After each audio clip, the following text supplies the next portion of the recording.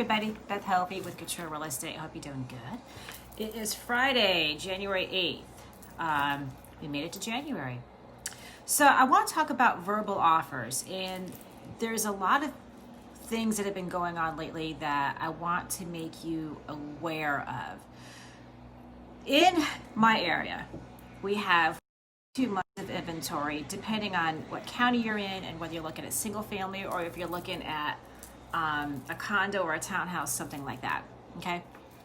A lot of the rest of the country has less inventory.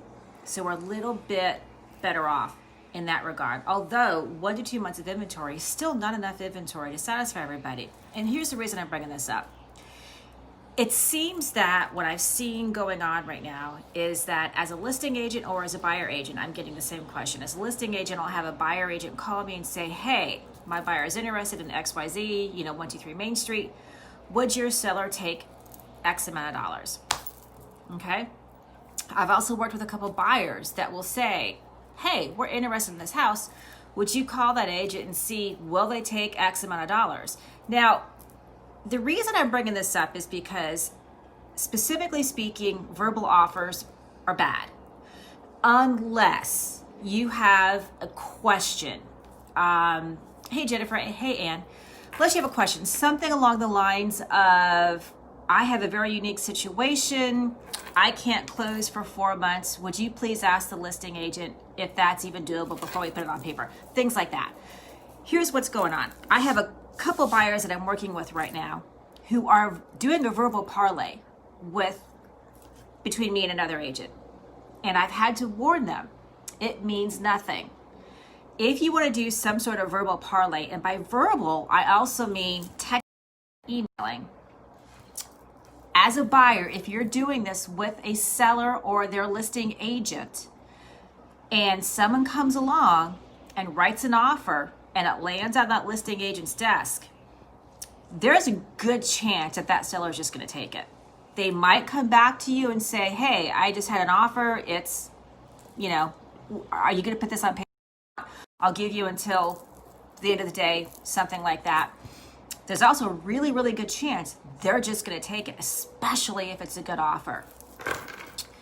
The reason I want to tell you this is because when you are doing either verbal, texting, or emailing, unless you're already under contract, but prior to going under contract, that means nothing. You're not under contract. The other side of the equation, whether it's the buyer agent or the listing agent, it is under no obligation whatsoever to go under contract, inform you if they get another offer, none of that. They're not obligated to do this. So you are going back and forth, possibly thinking that you are ironing out the details of a contract, and then the next thing you know, you get up in the morning and you pop open your feed and you see that 123 Main Street that you've been talking back and forth about is pending. And it's happening. It's happening to a lot of people. And the same thing with sellers. When I represent sellers, I will talk to you all day long as a buyer agent. I will talk to you as much as you want. However, I will not tell you that you are secure in your offer unless I have it in writing. I can't do that because I can't control what my seller does. If I am telling you as a buyer or a buyer agent that, yeah, your offer's fine, they'll take it, whatever, and then something comes in that's better than yours and it's on paper, of course my seller is probably going to take it, because a verbal offer means nothing, means absolutely nothing. You're basically just walking into Macy's and browsing the shoe department.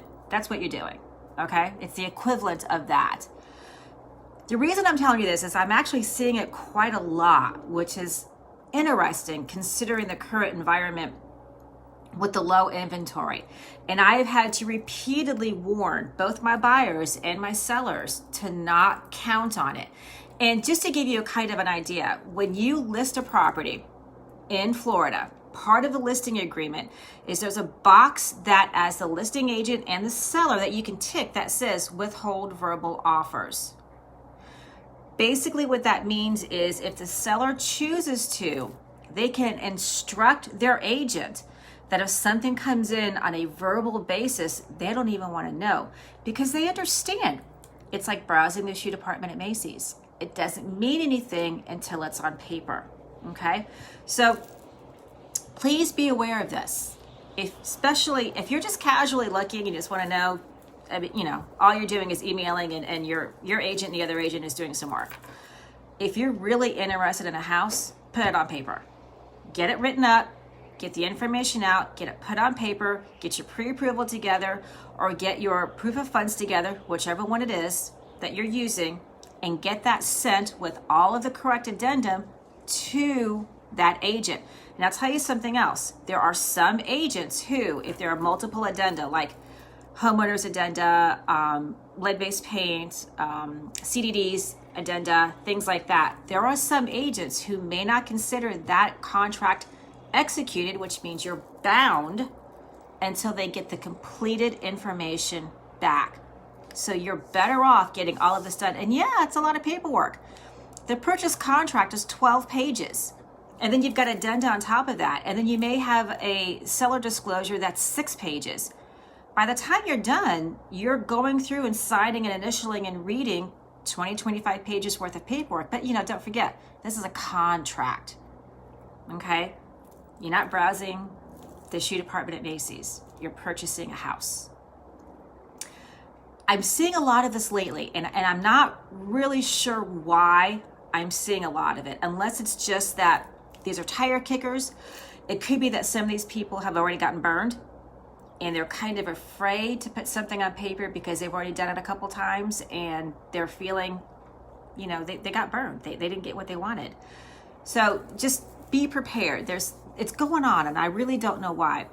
But if you are a seller and somebody gives you a verbal offer and then something lands on your desk that's on paper, you're free to take it. You don't have to notify the other agent. You don't have to notify the buyer's agent who would then notify the buyer. You don't have to do that. Buyers, if through your agent or on your own, you're doing a verbal, a texting, or an email back and forth, it's not a contract. So if your seller that you're talking to or your listing agent that you're talking to gets an offer in paper and your seller accepts it, they don't even have to tell you, because I'll tell you something how that works. The way that our law works here in Florida, if I'm the listing agent and we have an offer, or if we have multiple offers on a property, my seller has to direct me how to respond. It is up to the seller to decide if they want to notify everybody that there's another offer or not. They don't have to. They can talk to one of the sellers, they can talk to a couple of the sellers, they can ask a couple questions. They don't have to notify anybody that there's actually a working offer available. They don't. And you're going to talk to some agents who kind of freely give that information, but they're not supposed to. It's up to the seller. And there are sellers who don't care. They just don't care. And they'll come to us as agents and ask us what our opinion is. But there are sellers who do care because they've bought and sold property before, or they're business people, or they've had it explained to them and they have a very strong opinion of it. But I just want to let you know that the seller nor the listing agent is under any obligation to tell you that they have anything in writing. None. So when you're going verbal back and forth and you wake up Saturday morning, the property's pending, and you get all upset because you weren't told, they don't have to tell you. They're under no obligation whatsoever to tell you. So if you see a property you like, put it on paper. Get your get your contract written up, get all the signatures in place, get all the addenda, all the disclosures signed, get all that put in place. If you have a pre-approval, which you should have, get your pre-approval along with the offer. Or if you're paying by cash, get a proof of funds, which is super easy. It's just a screenshot. It's not a big deal.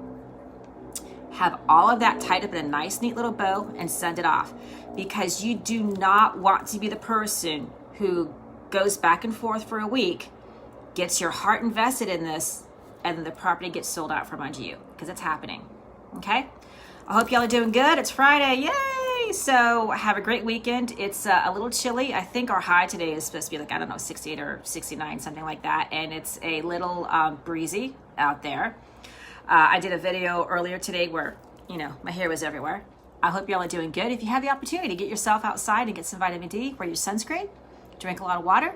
If you have any questions on this verbal offer business, let me know. Or if you've been in one and you have questions about it, throw it in the comments or send me a DM. I'm happy to answer those questions. But just remember, the basic thing you need to walk away with is that unless it's on paper, it doesn't count.